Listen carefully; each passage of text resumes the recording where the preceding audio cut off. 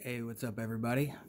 We are on day, I don't know, 459 of the quarantine. So, most of everybody's probably still sitting in their house, I'm sure, following all the rules as they're supposed to, and probably bored out of their mind as well. Anybody with kids, I hope you're okay.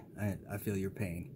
But hopefully here to help you out a little bit, at least take up 15-20 minutes of boredom. I'm going to break down another team. So this is Point of Attack. I am Dave Novak. And today I'm going to be going over the New York Football Giants by demand. I have a lot of New York Giant friends, especially growing up where I do and living in the Northeast. Obviously, everybody here is either going to be a Giants fan or an Eagle fan, unless you're like me and you decide to actually root for good teams and then you go be a Cowboy fan. So, let's start it off, shall we? The New York Giants, the 4-12 New York Giants. What happened last year? Well, I think the answer is pretty friggin' simple. And we're going to look at this from a very easy standpoint. First and foremost, they had a rookie quarterback, Daniel Jones. So you get a quarterback coming in his first year, and, you know, it's always...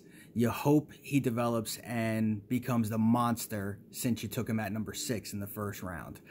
And you know what? He showed a lot of flashes of that last year. You know, he did look pretty good for a rookie.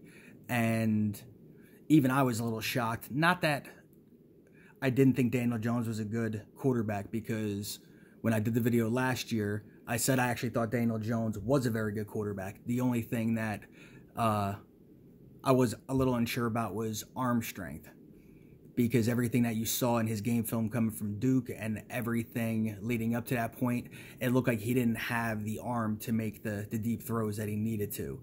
But that's not a huge problem, because unless you're Patrick Mahomes, who's chucking it 70 yards downfield to Tyreek Hill, you don't have to worry about that too often. You know, your biggest concern is, can he make the throws that he needs to? Can he make the deep out throws at 20 yards and stuff like that? And he obviously showed he could. So what really went wrong with the Giants? I think it's pretty simple. They got bit by the injury bug pretty bad. They had injuries all over the field at all kinds of positions. So this year, I do not expect them to be another 4-12 team. They were much better than that 4-12 record.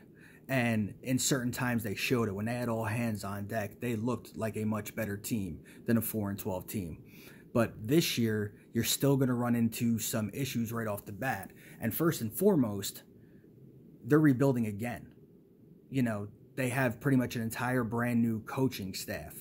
So whenever you have that, you kind of got to give them a little bit of leeway, because, of course, you want them to be that, you know, that 12-win team. But when you have a new coach and new schemes and new players and everybody's trying to get chemistry with each other, it is a process, and you got to trust the process. So Dave Gettleman, who's probably in his last year, he's the GM for the Giants. If this year doesn't have a good swing to it and they can't make a huge step forward, and they do win 4 games again, I expect him to probably be gone. So, you know, this guy's obviously picking up the pieces and trying to make a scenario that's going to work to lead them in the right direction for the future. So Dave Gettleman goes out and he hires Joe Judge, who was the special teams coach for the Patriots. And he's been there for quite a few years, and obviously everybody knows the Patriots and how they run their organization and how successful they've been over the past 20 years. So you got to feel like you're probably getting a good coach. Does he have the experience to go from a special teams coordinator to a head coach? Well, that remains to be seen. Just because he's never had a high coordinator position or a head coaching position does not necessarily mean that he's not going to be able to step in and be a head coach. So we're going to have to wait and see how he does. Now, at least what was smart was Joe Judge went out and got him some coordinators that do have a lot of experience. The first one being Jason Garrett, who has spent, you know, the past 15 years with the Dallas Cowboys. And he started off the first couple of years as the offensive coordinator, and he actually is a pretty good coordinator. He's not very flashy. He's not going to wow you with schemes and formations and stuff like that, but he does know how to work with young players, and he can get the job done. Now, he was never able to get over that hump in Dallas and get them a title, but he's not a bad coach. He's a player's coach too. Players seem to love to play for him. He's extremely loyal. You know, he always has their back. You don't really hear too many issues about Garrett having issues with the players in the locker room because they love him. So that's a huge bonus. Him being the offensive coordinator, you can expect the Giants' offense to look very, very similar to how the Cowboys' offense looked, especially because the Giants right now are built very similar to the Cowboy teams that Garrett is used to coaching. He's a run-first kind of guy. He likes to run the ball. Well, they got Saquon Barkley, so you've got that already handled. So with Jason Garrett, you are getting a good coach. He's not an elite coach. He definitely has some issues, which I can tell you firsthand being a Cowboy fan and watching him for 14 years. I know what his issues are. Will they come into play as an offensive coordinator? Most likely not. A big issue he has is time management. He struggles with time management like you wouldn't believe. I think he's got to be the only head coach in history to ice his own kicker twice. So, you know, hopefully that won't come into play because you have a head coach that is supposed to be handling all that. But bringing Jason Garrett is, as funny as I think it is, being a Cowboy fan, and you would figure the Giants, being in their division, they play him twice a year. Seeing the struggles he had in Dallas with some very, very good personnel on that team, to see him struggle the way he did there and still want to bring him in as a coach was kind of mind-boggling to me. I was very surprised that they wanted to do that. I was very happy as well because God knows Dallas needed a change of scenery with a coach. So by all means, you can have him. Good luck. I can tell you he's always going to be a positive person. You can turn the ball over 6 times and he'll be there just clapping it up for you. So, you know, he's going to try to raise those guys up with positivity. So good luck with that. Now, they also brought in Patrick Graham as a defensive coordinator, who is another good coach. He's got quite a bit of experience. So he's going to be able to help Joe Judge out with all the things that he may need help with being a first-year head coach. So that's your first basis for this year. You're looking at a brand new coaching staff. So they got to get chemistry with each other and see what they do well and what they may need to improve on. So we'll start also with personnel, free agency. You know, did they lose anybody major? Did they pick up anybody major?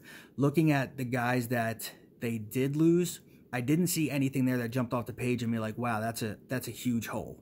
So I don't think you have that issue. You didn't lose anybody that you really, really needed outside of Eli Manning, who is retiring. But the Giants were already moving on from him as he was Daniel Jones's backup.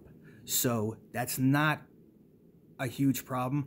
I think it hurts in the locker room, and I think it hurts in the film room because Eli, having the experience that he did, he can sit there with Daniel Jones and he will help him to dissect tape and teach him the ways of how to sustain a long career in the NFL.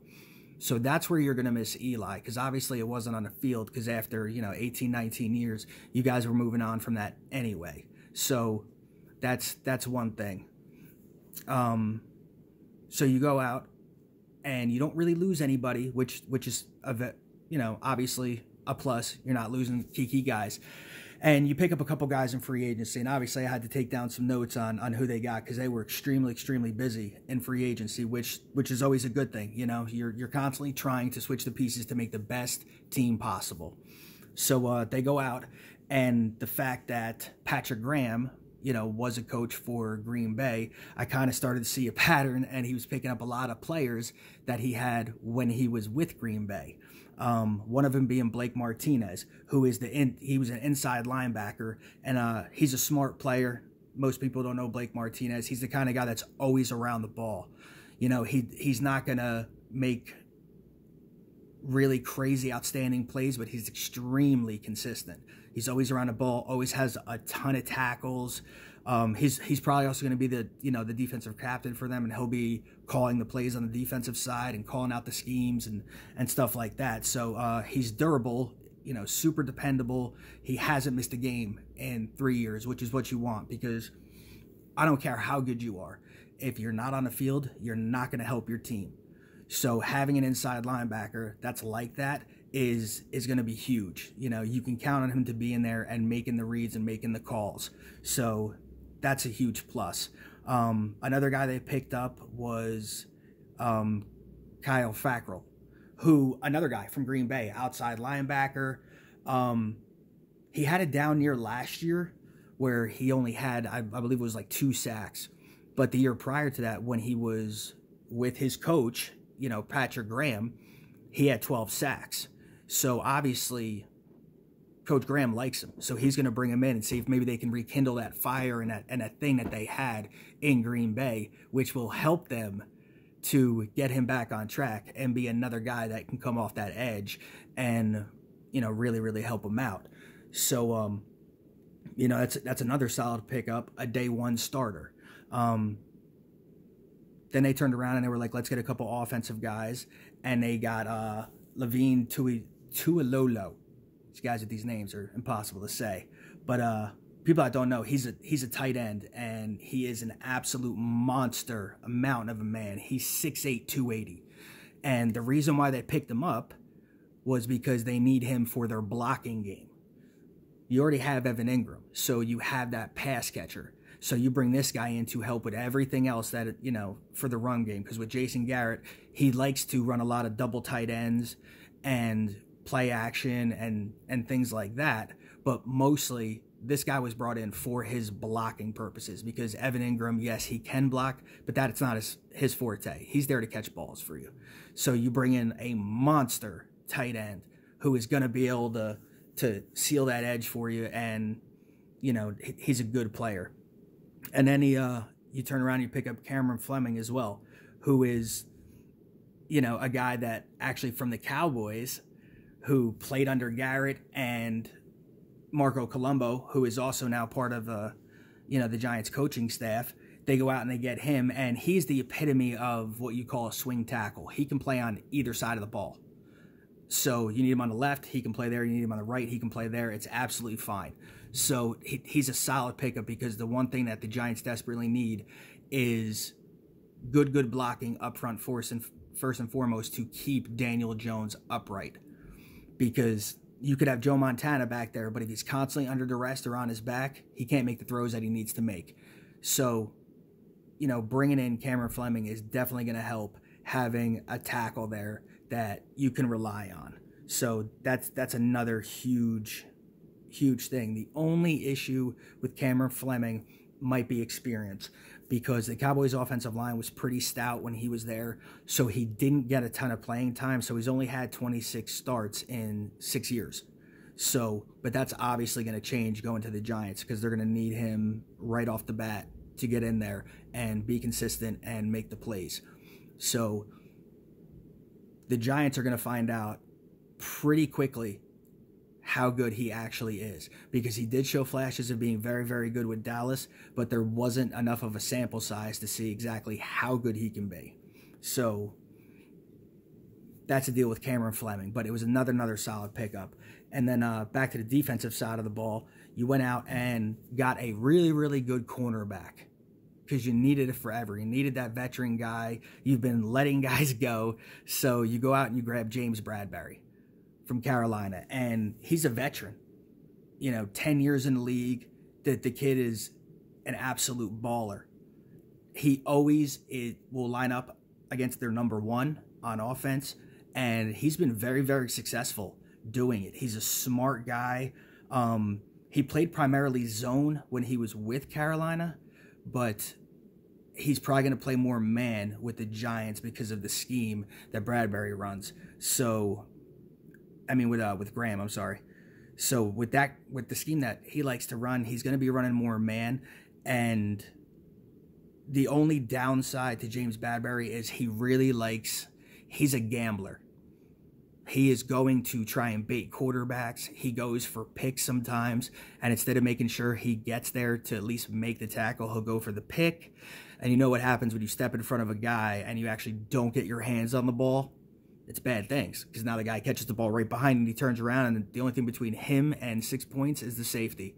So that's kind of his biggest downfall, is he gambles, but for the most part, he is a legit #1 corner and an absolute solid pickup. You know, that was something that you guys really, really needed to do, and you went out and did it. And not only is he going to help with his experience, the fact that he's a veteran, he's another guy that's going to help in the locker room, because he's going to be able to get these guys to see the big picture of how to stay in the NFL and how to be smart, not have the off-the-field issues and things like that. So you need those veterans in your locker room. Even if, you know, they're not the greatest player, but Bradberry is, you at least need him there for that other aspect that goes into it, the mental factor of the game. So, you know, that absolutely is going to be huge. Another player that you guys picked up is Corey Coleman at wide receiver. And this is a position that the Giants really, really needed to address in free agency, and they also need to address it in the draft. So you go and you grab Corey Coleman, who is, you know, a former first rounder from the Browns. And the biggest issue with him is he got injured a lot. He's got a bad knee. He shows flashes of why he was a first-round pick, because he is a very, very good receiver when healthy, but he's had a very hard time staying healthy. So you went and grabbed him, but you got him on a 1-year deal. It was cheap. It's not a huge risk to do that. And it could be the kind of guy that if he does hit the way you hope he is, he could be a Pro Bowl wide receiver. So, you know, it's a low risk, high reward kind of pickup. So it's a solid pickup.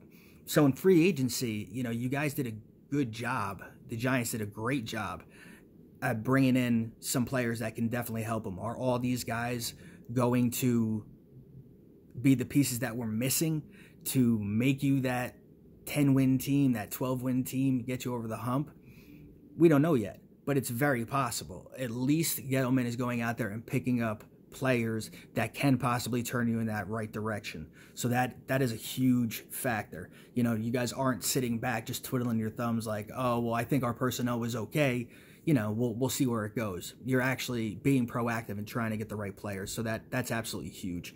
So free agency, you guys have done a pretty good job. So now we'll go to the actual guys that are already there, you know, the core of the team. And we'll start with Daniel Jones. You know, I talked about it at the very beginning of the video, but we're going to get a little more in-depth with them. Daniel Jones, reluctantly to say, is a good quarterback. And he shows flashes that he can be a franchise quarterback. Last year, you know, he had just cracked 3,000 yards passing. He only played in 13 games because, you know, he had the injury. But he had 24 touchdowns, which obviously, you know, it's good. It's not exceptional, but he's able to make the throws when he needs to, and he can put points on the board. His biggest issue wasn't necessarily he's not throwing enough touchdowns. The biggest issue with him was he started turning the ball over like crazy. And that's to be expected when you're a rookie. But there's a fine line between making mistakes and then kind of being reckless with the ball. And he was starting to get on that borderline where he was being reckless with the ball. You know, he threw 12 interceptions, which doesn't seem like a lot. But when it's half of the amount of touchdowns you threw, it is a lot. And then when you tack on 6 fumbles on top of that, now you're talking about 18 turnovers in 16 games. That's not where you want to be. And you can't win football games turning the ball over. So that is something they are absolutely going to have to address in the offseason, and I'm sure they will.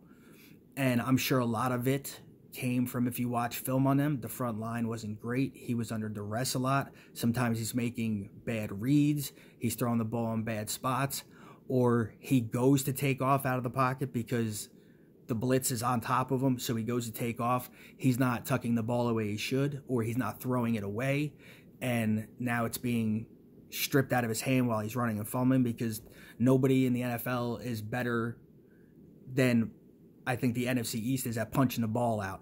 And out of his 18 turnovers, 10 of them were in divisional games. So he's got to get that under control, because obviously the NFL players know how to punch the ball out and strip it better than anybody on the planet. That's why they are who they are. So he's got to get control of the turnovers. That's his downside. Now, his upside is he is extremely intelligent, and he is starting to learn the reads and his progressions and his audibles, and you could see that as the season went on, that he slowly was starting to pick it up, and he was getting chemistry with his guys. So he was moving in the right direction. It's unfortunate that he got injured when he did, because it seemed like right when he started to kind of get going, get that chemistry, he gets hurt, and then he has to sit out a couple games and stuff like that. So you got to hope that he comes back from his injury healthy, which it shouldn't be a factor. You know, he's a quarterback. He doesn't really need to run, sit in the pocket, be mobile when you have to be, but make the read you need to. And he didn't injure, hands, elbows, shoulders, so he should be okay. So Daniel Jones is your franchise guy, and I don't think you need to address that issue. The kid can play, and I hate him because of it. And now we go to, the guy right behind him, Saquon Barkley, arguably the greatest running back in the league, without a doubt. I don't care who you are, Cowboy fan, Eagle fan, 49er fan. If you sit there and you say Saquon is not one of the best running backs, top 5, top 3, or the best, you are just a hater, because the kid is an absolute monster. He's been in the league 2 years. He's rushed for over 1,000 yards both years. So his career is off to a blazing start. He averaged 5 yards a carry his first year. He averaged 4.6 last year. So it fell off a little bit.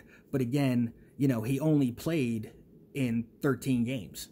So, the guy still rushed for 1,000 yards in 13 games. He's an absolute monster, and he's going to be your workhorse. And on top of, the 1,000 yards that he rushed for on, not a ton of carries. He only had 217 carries, which is really good, because, he's not getting beat up and, having 300-400 carries in a season, which some running backs do have, and they burn out in 4 or 5 years. So they were smart last year as well, and they started to trail off once he got that high ankle sprain. They were smart about it, and they kept him out, and they didn't rush him back, because they knew that they were kind of already out of the playoff situation. So they were very smart about protecting him, and that's where they need to continue to be with protecting him. And he can catch the ball as well. He had 52 receptions for another 438 yards, and he added another 2 touchdowns. So, the guy's got almost 1,500 total yards in a 13-game season. That is absolutely exceptional. I mean, if you're starting a team and you're looking for a running back, who else would you want? Because if it's not Saquon, there's only 2 other guys I can possibly think of that maybe you want to take over him. And it's Zeke and Christian McCaffrey. And that's pretty much it. That is where he's at. If you have him out of the top 3, you are wrong, because he's absolutely not out of the top 3. He can block pretty well. He does need to work on that a little bit. He's not the greatest blocker, but he is absolutely effective enough. So that's a big thing. You've got an amazing running back that is going to carry the load, and you're going to see with Jason Garrett, he's absolutely going to have to do that. Jason Garrett understands the situation. He's extremely experienced. He's going to know that with Daniel Jones going into his second year, he's going to try to avoid that sophomore slump. He's going to lean on Saquon big time to set up the passing game. He's going to run Saquon down your throat the same way he did with Zeke and DeMarco Murray before that. He's going to run to set up the pass, and it's not going to wow you, and sometimes it will absolutely drive you crazy when you're watching the games, because you're like, oh my God, another power run in between the tackles. but it is effective and he wears down the defense. So that expect to see a lot of that. You're going to see a lot of running on first and second down, and then a lot of screens on third down, depending on your down and distance. So, but you have one of the best running backs going. You did pick up Dion Lewis in free agency as kind of a 1-2 punch, and Dion Lewis is pretty good to bring in on third downs. He's a little scat back, Darren Sproles kind of guy, catch the ball. He's like a squirrel in the road, hard to tackle. He's a nice little change of pace guy that, you know, can help when Saquon needs to get a breather. But I would expect Saquon to be in there 99% of the game, first, second, third down, whatever it may be. I only expect Dion Lewis to get between, I would say, 5 and 10 touches a game, unless you guys are way down, losing by 20-something points, and you need to bring a guy in there that, you know, can catch the ball way more than Barkley can. But other than that, I wouldn't expect to see Dion Lewis a whole lot. He is literally just going to be a guy to put in there so Saquon can get a breather, and that's it. So, your quarterback and your running back situation is good. It's very good. Now, your wide receiver situation is where it starts to get very dicey, because the Giants do not have a legit number one wide receiver. They just don't. They've got, right now, they're carrying 9 guys on their roster. Obviously, they're not all going to make the team, but they have 9 wide receivers on their roster. And if you have 9 wide receivers, that means you don't have one. So they really need to address that.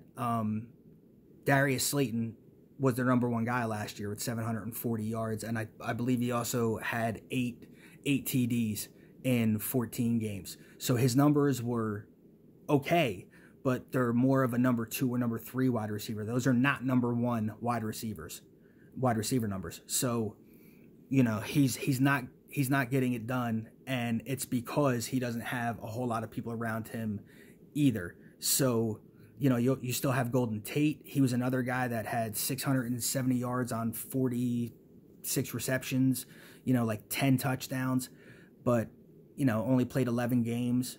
And that goes back to the same thing with Slayton. You know, Slayton only played 14 games, and Sterling Shepard only played 10 games. And Sterling Shepard only had 57 receptions for 576 yards and 3 touchdowns. And, you know, then you have your tight end, Evan Ingram, who is one of the best tight ends in the league. I absolutely love that kid. I thought he was a monster in college. I think he's going to be a monster in the NFL. He's already shown flashes of it. But same thing, you know, he only played 8 games last year. Like I said in the very beginning, the Giants got bit by the injury bug really bad. And it shows when you look through all the games that, you know, their starters were playing. Very few played a full 16-game season. So, you know, that's going to hurt you big time. You know, when you don't have somebody in your wide receiving core who has more than 60 receptions, that's not good. I mean, now granted, if you've got, which they did have, you know, 5 wide receivers that were all between 30 and 50 receptions.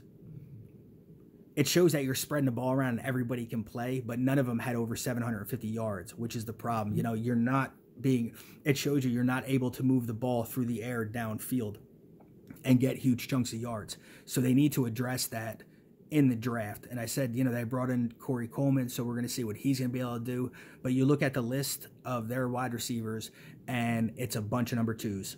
So they really need to address that in the draft and pick up legit number 1, or, you know, free agency or through a trade or however they can do it. They need to get those guys in there and get the targets that Daniel Jones needs. He needs to be able to look outside and see that legit wide receiver that he knows is going to get separation, that can become his security blanket, that's going to get between 80 and 100 receptions and over 1,000 yards and double-digit touchdowns. You got to have that guy, and they don't have that guy. And I tell you what, with Jason Garrett being there, don't be the least bit surprised if the Giants turn around and maybe go after Dez Bryant, because he can be that number 1 guy. He's proven it before. He's big as hell. He's fast. He can win the 50-50 balls. He's strong. He would be an absolutely phenomenal pickup for the Giants in free agency. And not only that, he will come cheap.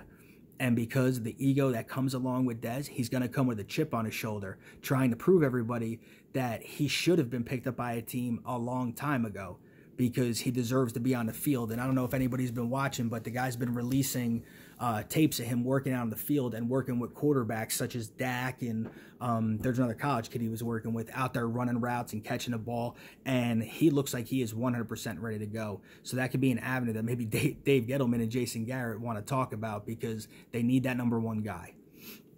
So the next thing we'll talk about is the offensive line. The offensive line has got to get better, without a doubt. You know, they gave up 38 sacks last year, which was top 5 in the league. And I said it earlier when it came to Daniel Jones. You can't win games with your quarterback on his back. You've got to protect him. So they really, really need to address the offensive line situation as well with more free agency or in the draft. And all the mock drafts I'm saying, it does look like they are going to address the wide receiver position as well as the offensive line position. So hopefully they can get that under control.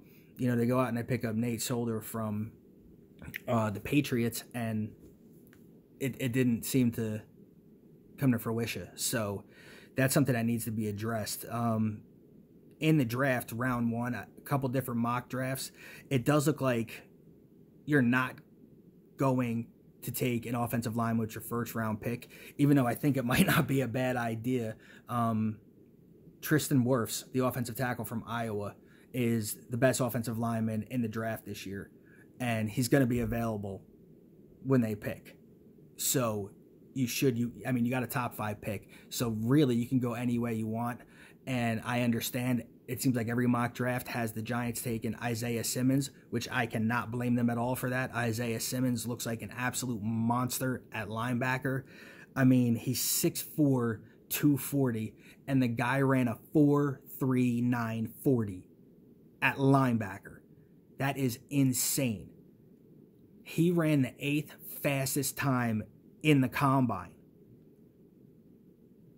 He's faster than the wide receivers and the running backs, and only 7 guys ran faster times than he did, and all of those guys were in the secondary or wide receivers. 4.3 is absolutely blazing.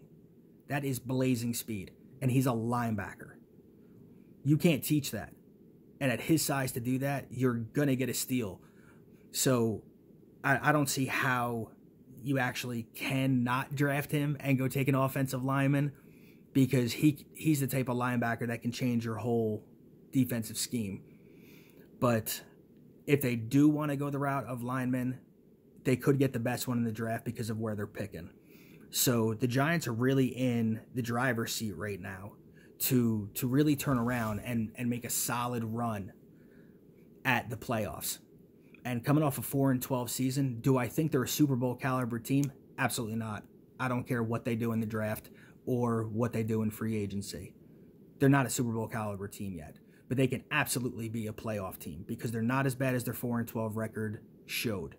So do I think they can turn around and play 500 ball and make the playoffs? Absolutely, especially because the NFC East is always up for grabs. You just never know what each team is going to be from year to year. Just because one team was good one year doesn't mean they're going to be good again. The division always plays each other very, very tough. It seems like first team to 10 wins does win the division. The fact that the NFL is adding an extra team to the playoffs this year on the NFC and AFC side is going to help that situation as well. So granted, they're going to have to run the gauntlet of the NFC East with the Cowboys, who are going to be better just because of the coaching changes that they've made. And I think losing Jason Garrett and bringing in Mike McCarthy is good for 2 wins on its own. So they're probably going to be close to a 10-win team, if not more. Washington is going to be much improved with Ron Rivera and Jack Del Rio as the coaches. They've picked up a lot in free agency. That defense is going to be extremely, extremely good. If Alex Smith comes back a quarterback healthy, Washington could turn it right around. Eagles, fuck the Eagles. They're probably a 9-win team, maybe a little better, but that'll be for another video. But I think the Giants even though it's rebuilding, you're in a very good spot right now. You're heading in the right direction. You're picking up some good people. The future does not look as grim as I'm sure a lot of you are thinking. And good luck with Jason Garrett, because that could be the deciding factor. And being a Cowboy fan, if your offense is terrible this year, good. You deserve it after all the shit I took listening to everybody about Jason Garrett for the past 15 years and us losing games.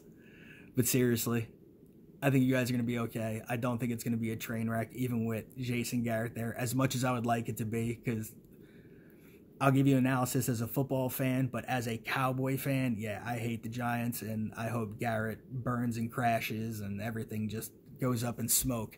But I actually don't think it's going to happen as a football fan. So I hope you guys enjoyed the video. Go to the comment section if you think I left anything out or should have talked about something. I'll read them and we'll readdress it again. So thanks for watching. Take it easy.